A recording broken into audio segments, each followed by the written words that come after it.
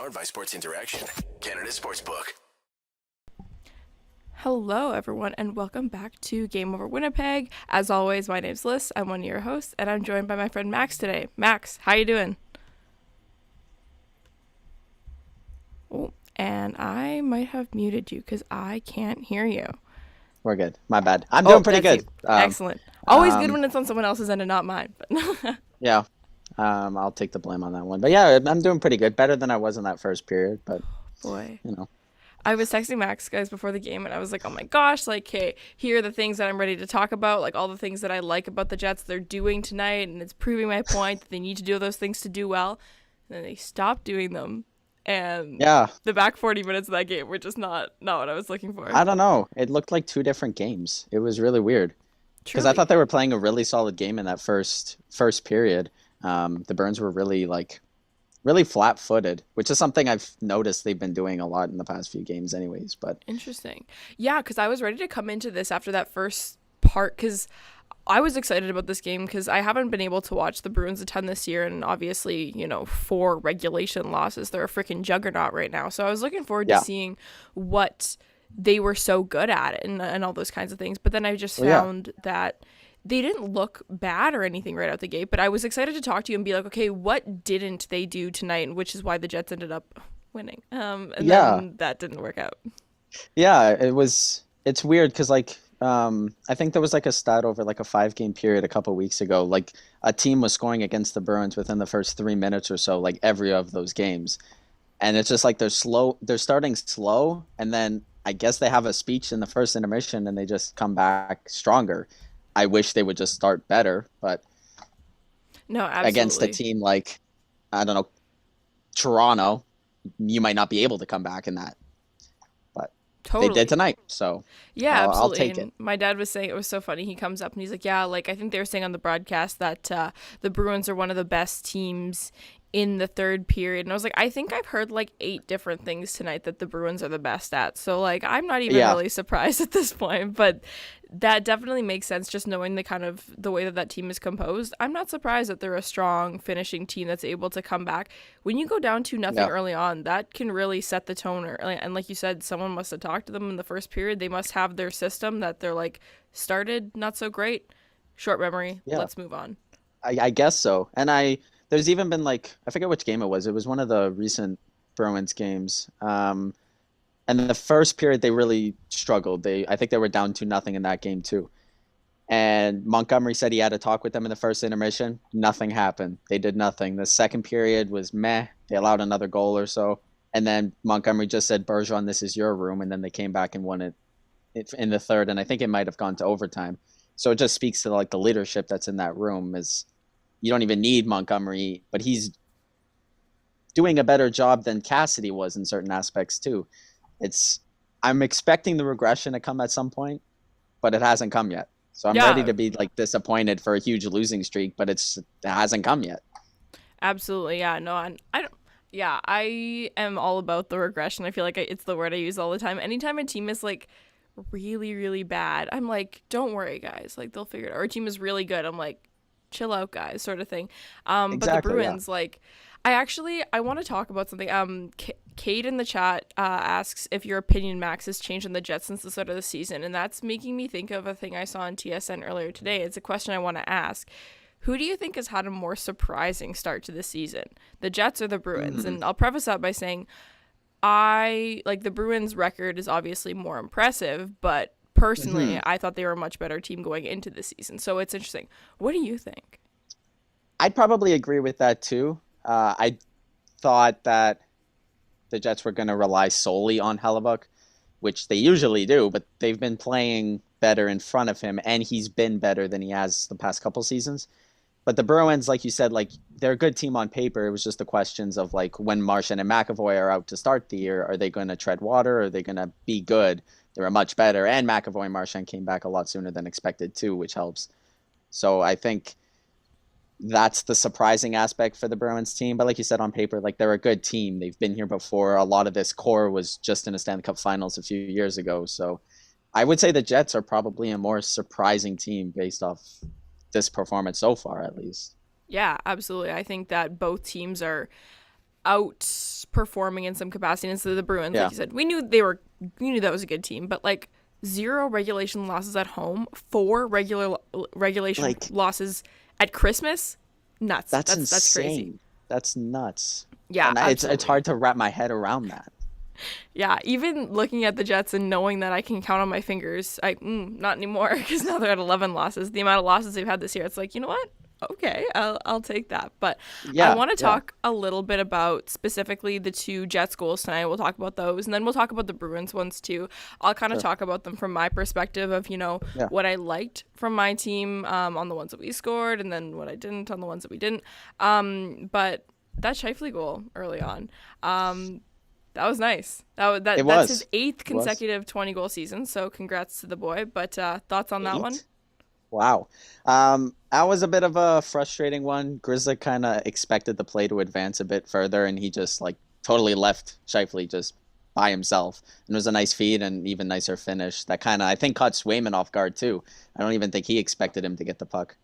Totally, yeah. I think that Cole Perfetti had some nice, they were down the board battle I really liked before. And I talk about Cole Perfetti a lot on board battles because I like, he does get out-muscled the odd time, it happens. But I find that he's very strategic with his stick on the boards and he can move the puck pretty well. So they were able to retrieve that puck, and then that, like you said, that feed was really nice. So yeah, I like you said, you haven't watched a lot of the Bruins. I haven't watched a lot of the Jets this year.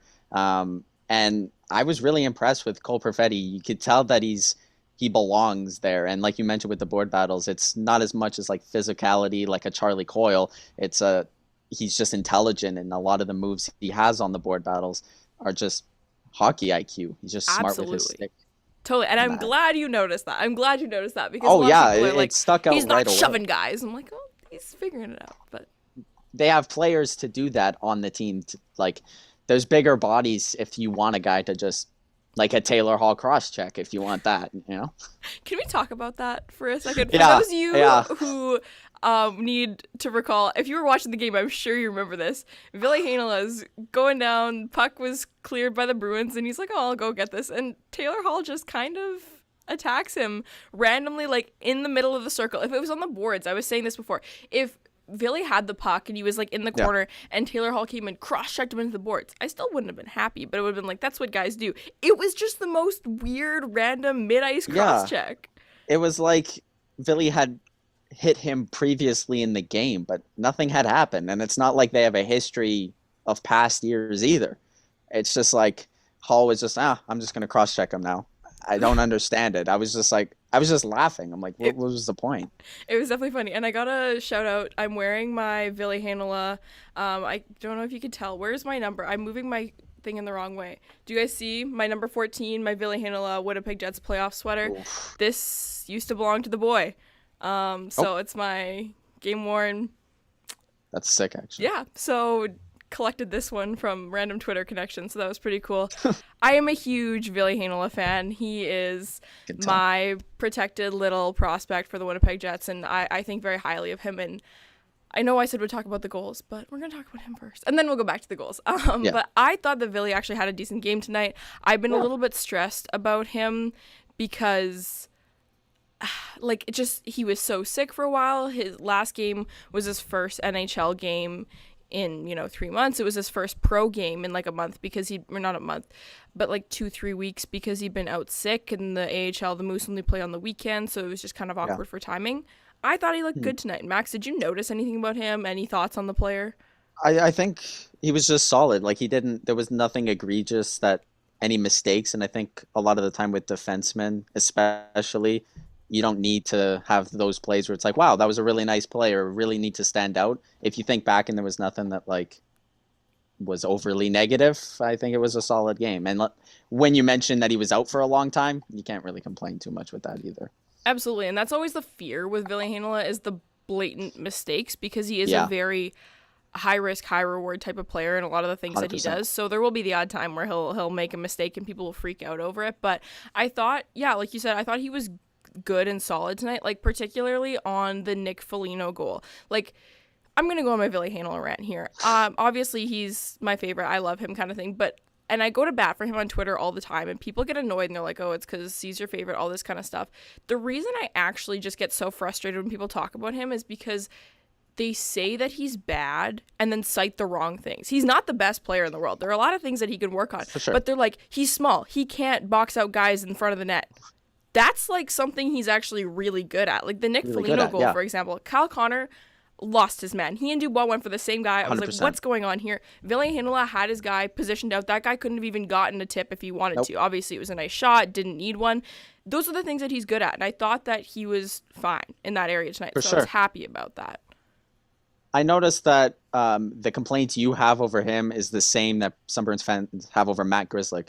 He's obviously a smaller guy. He's only 5'9", and a lot of people say he gets boxed out or he's too small, but that's where he's actually good. Even though he is a smaller guy, he's good at using his hockey IQ and his body positioning and stick positioning to box out guys, and he's good in front of the net in those situations. It's funny that they like to use, like you said, the wrong critiques of certain players. I'm sure you don't think Matt Grzelcyk's the best player in the world. You're like, no, he's subject to critique like anyone else, but at least do it properly, because then I can't take what you're saying seriously. Like, because that means you're not actually watching what this guy's doing. Like, I genuinely, with Ville Heinola, it gets to the point of concern where I'm like, he might almost need to tone down a little bit in front of the net, because he's like beating guys up there. Like, well, not beating them up, but he's cross-checking them and he's tying up their sticks. He does a great job of tying up their sticks, which, transitioning back into what we're talking about, I thought Boston wasn't doing well enough early on in the game. I thought they were giving the Jets too much space in front of the net, and that's why those 2 goals went in.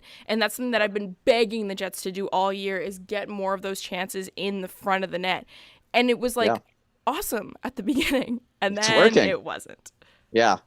I don't know. It seems like the Bruins maybe stayed up too late or didn't have practice or something, because they were flat-footed and they were just losing those battles in front, and they were letting the Jets in on that deflection on the second goal. I think it was a deflection that they ended up ruling it as. Yeah, and that extended Morrissey's point streak to 11, so yay. Right, yeah. But it's losing those battles in front of the net, and they just seemed like all confused. And there was even plays, I think, later on in that same period where like Grzelcyk was falling down, and he was just like, they're just blatantly throwing the puck in any direction, and the Jets took advantage on that 2-0 goal. Totally, and then everything changed. One particular area of frustration I had with the Winnipeg Jets tonight, and I always find that when people point out when a team loses, particularly goaltending, reffing, like there are certain things that I don't like when people just attribute losses to, because I find that they can be kind of lazy narratives to be like, oh, the goalie was bad. It's like, I don't know. But tonight, and I'm saying this not to be lazy, but to be right, they needed to stop taking penalties. Like, you can't go down 5-on-4 like 6 times in a period against the 4 losses in regulation Boston Bruins and expect to win the hockey game. Yeah. I think one of the big ones was, it might have been right after the Bruins tying goal, somewhere around there. Josh Morrissey took a hooking call like immediately after. I was like, that's just poor timing. I get you're like frustrated. You want the puck. You want to try to get another scoring chance. But now you've put your team in an even worse situation. Exactly. It's just like careless situations like that. Totally. Yeah. And like you said, it's a terrible, terrible time to take that call. Of course. And I feel like I'm trying to think of it. Like, I think Josh had a little bit of the, what? Like, that was a hook, brother. Like, you can't do 100%, that. And 100%. I thought I want to say the Scheifele call I thought was a little bit rough, and then there was a Dubois high stick early in the third that wasn't called. I saw when that. His thing got lifted, whatever. But I don't blame refs for losses. There were missed calls on both sides. They definitely put the whistles away in the third. There were a couple things that could have been called, but then they were trying to, I think, even it out on both sides. And, you miss that high stick on Dubois, so then you'll let something get away from the Jets in the next little bit. And there was a lot of that. But someone in the chat earlier on, before we even started, mentioned that the refs were whistle happy tonight. I thought they were, like, earlier, and then they just stopped. Yeah. That third period, it felt like there was no whistle. That third period went by super fast. It did. It felt like, at least, like there was no whistle for a good 3-4 minutes, just back and forth. And it was really fun hockey. But yeah, they definitely put the whistles away for at least into that third period. Yeah, definitely. And I think fun hockey is a good way to describe it. Like, I really like playing against good teams, because I think it's a good test of, what do they need to work on and all those kinds of things. And I think, we can look back at some of the similar things that I've been saying about the forward core needs some support right now. Like Carson Kuhlman and Sam Gagner in the top 6, man. Yeah. Give me a break. Like, I've seen enough. I'm out, man. Yeah, I'm done. yeah. I remember the days where Carson Kuhlman was the second line winger for the Bruins. So I see how you're feeling. Yeah. And he was in the Stanley Cup Finals. So that was fun. Oh. Yeah. Oh. Yeah, he played second line, I think, and he scored against the Blues, and then Bruins fans fell in love with Kuhlman. If you mention Kuhlman on Bruins Twitter, they love Kuhlman because of that one goal. But aside from that, like, he didn't do anything. He's a bottom 6 guy. Logan Stanley scoring 2 goals against Carey Price when the Jets got swept. Yeah. I got the feeling. So condolences. Do you want him back? You can have him. I'm okay. We put him on waivers. So I'm okay. And we just picked him up off waivers from another team. So I'm really glad that they think a guy who's been put on waivers twice in the last 3 years is a solution for them. No, I know they know he's not a solution. It is what it is. But the Jets need to trade for a forward as soon as the freeze is up. For sure. I want to point out, Kate in the chat says, I feel bad about the number 13 Dubois jersey. I don't. This is my pride and joy, my number 13 Dubois jersey, because I bought it the day that he was traded to the Winnipeg Jets, and it will forever be an original. And every game I pick a jersey to put on my wall because, unlike Max, I don't have a beautiful, amazing collection of my favorite team because I just don't collect jerseys. Gotta shout those out. There are some gorgeous ones up there that see some nice Pasta ones, Bergeron ones, and I only have Max cropped down in this video, but he has plenty more. Yeah, there's got to be a. I don't know if I want the Winter Classic or the reverse retro. I'm kind of leaning the reverse retro. So see, and I feel like that one's got to come. Reverse retro haters. So I know, and I don't know why. It's such a clean jersey. I don't like the logo. I like it way more than the Winter Classic.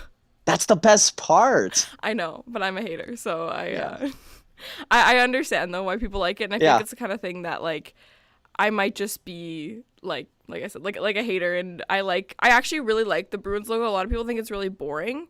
I think it's so clean. Like, I love the Boston away jerseys, particularly for some reason, but I also just love white jerseys, generally speaking. But I don't know, not the hugest fan. Yeah, that's fair. So I want to talk a little bit about what you think the Bruins did well tonight, and then I'll kind of counter it by saying, okay, this is what the Jets could have done to fix that up a little bit.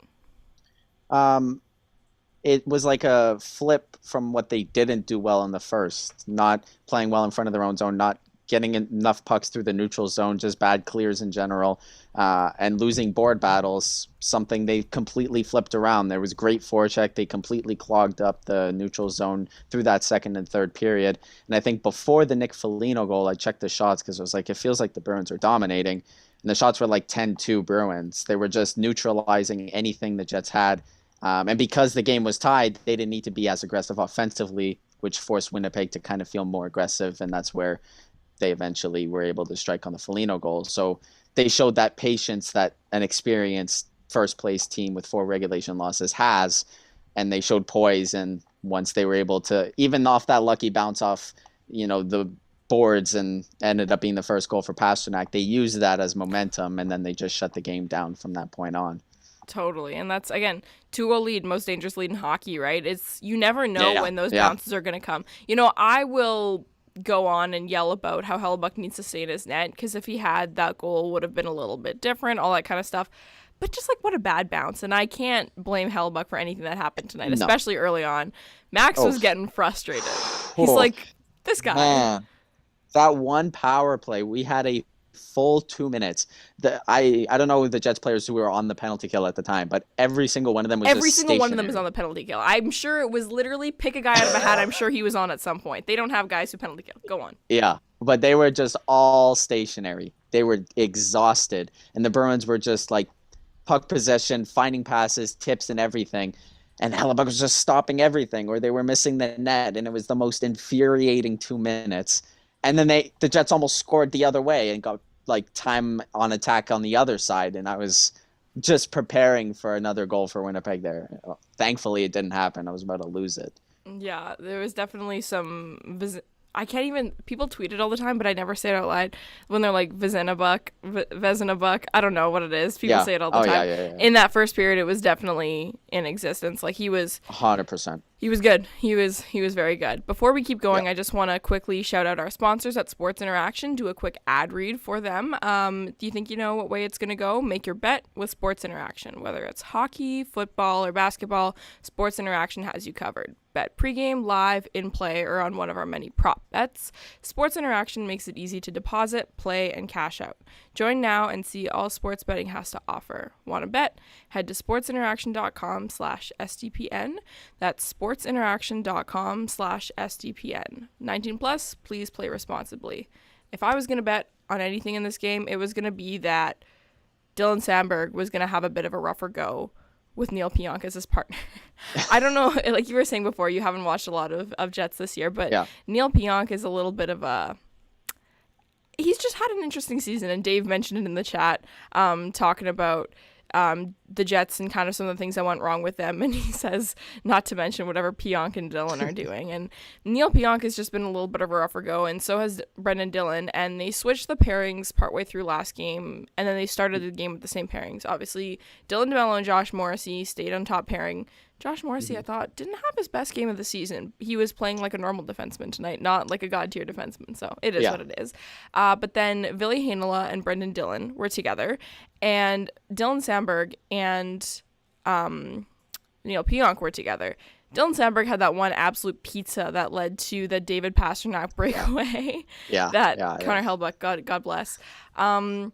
But I thought that Neil Pionk, again, had a little bit of a rougher game, and so did Dylan Sandberg, and I'm starting to wonder, like, at what point is anything going to get better with those guys? Because Brendan Dillon, in the chat, it doesn't look like everyone was too fond of him. I was okay with him tonight. I thought he was Brendan Dillon, and I'm not the biggest Brendan Dillon fan, so it is what it is, but I thought he didn't have his worst showing. But Neil Pionk and Dylan Sandberg didn't look good to me tonight. Did you notice anything about them?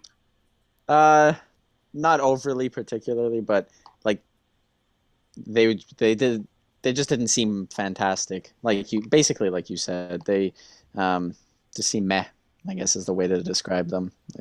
I don't know if that's a pairing that'll work in the future, especially if the Jets. Well, I don't know what the Jets want to be either. Like I don't know what their plan is. If they want to compete? Question mark. I don't know.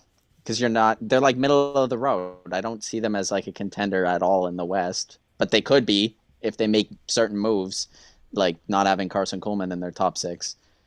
No, for sure. But I think defensively, having that pairing, I don't know if that's the answer going forward. Like, you know, that meme format where it's like the three dragons and there's like two that are like really angry and mean looking and one's like all cockeyed. Yeah. Before the game, they were like top teams in the NHL based on win percentage. And it was like the Carolina Hurricanes, the Boston Bruins, Toronto Maple Leafs, and then Dallas Stars, and then the Winnipeg Jets. And I was like, wow.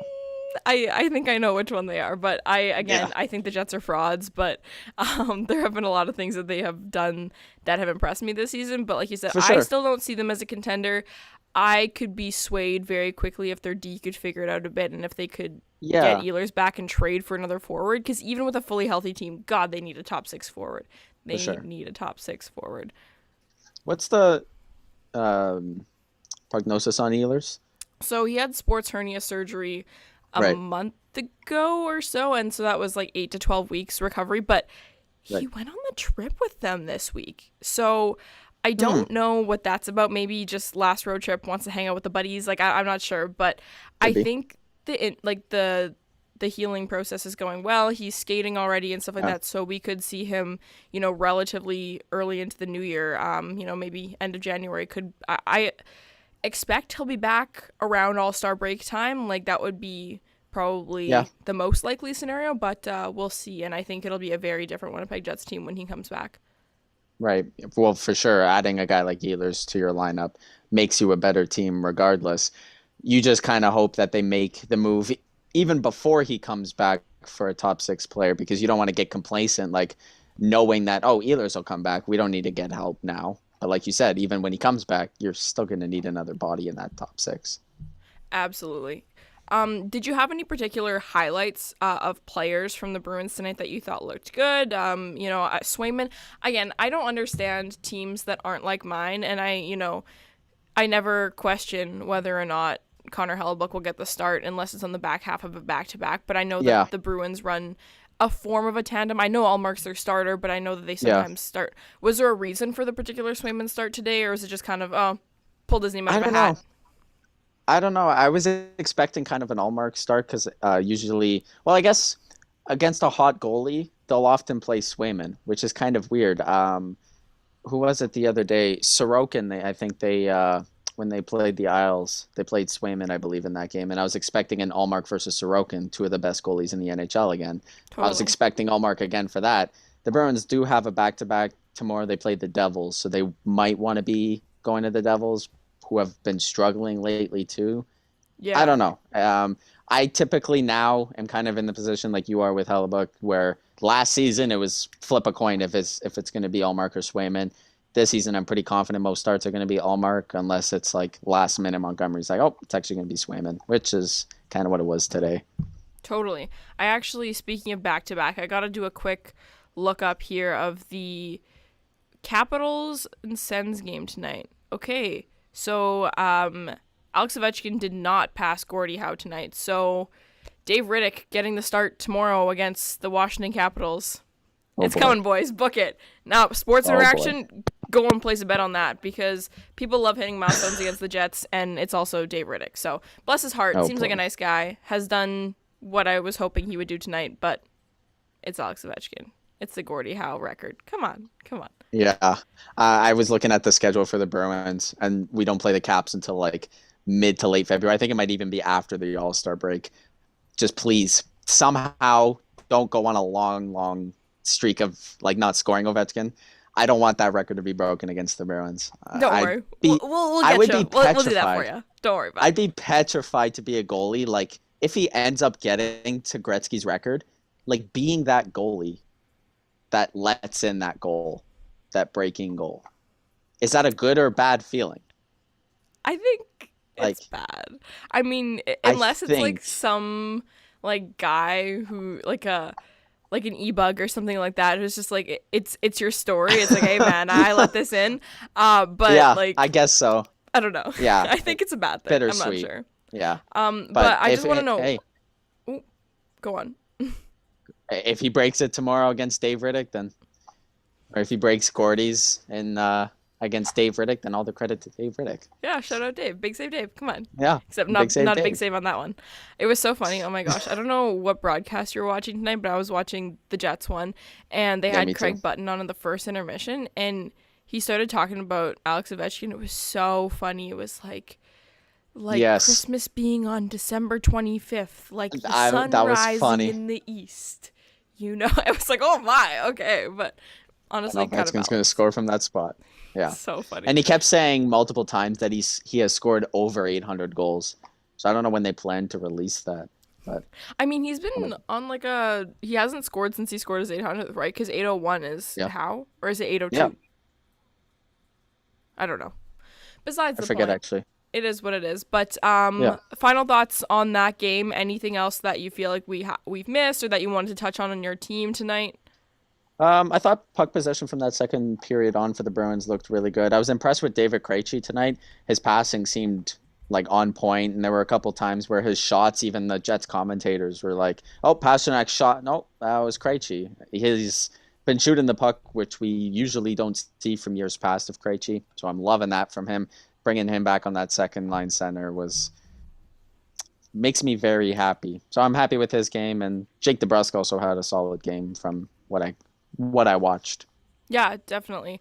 I think it's so funny, like when I was talking about my guys, and you're like, yeah, like I feel like that similar narrative relates to one of your own guys and stuff like that. That's Cole Perfetti is kind of like that. Like, you know, he can pass a puck, but when he starts to shoot, you're happy to see it. You're like, thank goodness, because that's awesome. Yeah, you have a shot, but they prefer to just they have that elite passing. And if you're known for your elite passing, people don't always perceive you as a shooting threat, right? So exactly, opens up a lot more doors. And even if you want to be a strategic passer, hey man, maybe the shot that you take has more room when you get a nice rebound off of it or something, or shoot the puck. Very true. You can do it. Yeah, I promise. 100%. that is all for Max and I today. We are on my 40-minute Zoom account. I forgot to log into my pro, so I got my little notification. I was like, oh, we gotta wrap this up. But two strong teams playing tonight, and I think we saw in different spurts the best of both of them, more so from the team that won, especially in the back half of that game. They really pulled themselves together, and not even that I thought they started poorly, right out the gate. I was like, okay, I know that this is a strong team. Like their forecheck was good from the beginning. Jets had a couple of really great moments, but then they kind of let the Bruins get ahead of them there, and then it was just chasing the game from there on out. Even though they were still up for a chunk of that time, it looked like they were playing from behind and whatnot, but I think that there's a lot that both teams can build on from that. It's always good if you're the Bruins to feel like you can beat a team that's maybe, doesn't matter, they're in a different conference, but you look at the standings and you see that it's one of the best in the West. It feels good to beat them, especially going into a back-to-back and then taking some time off for the holidays. 100%. Yeah, it's a definitely good feeling for the Bruins, and they've shown that no matter the circumstance, they can flip the script and claw back and get into games, and they're never out of a game, and that's a huge asset to have, obviously, as we know, heading into the playoffs.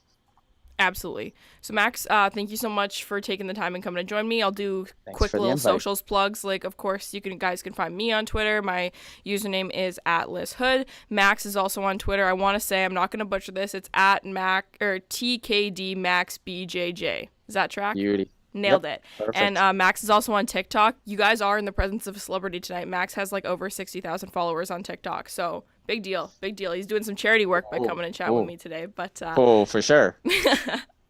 Anything else you want to plug? No, that's pretty much it. I appreciate the invite. Thank you for letting me come on. Absolutely, yeah. Hockey. And we will see each other in the Stanley Cup final or something, right? Oh yeah, for sure. Stanley Cup final, book it. Awesome. Take care, everyone. Thanks for jumping in the chat. For those of you listening back on podcast tomorrow or later in the evening, thank you for tuning in as always, and we'll see you tomorrow night against the Caps. Game over! Powered by Sports Interaction.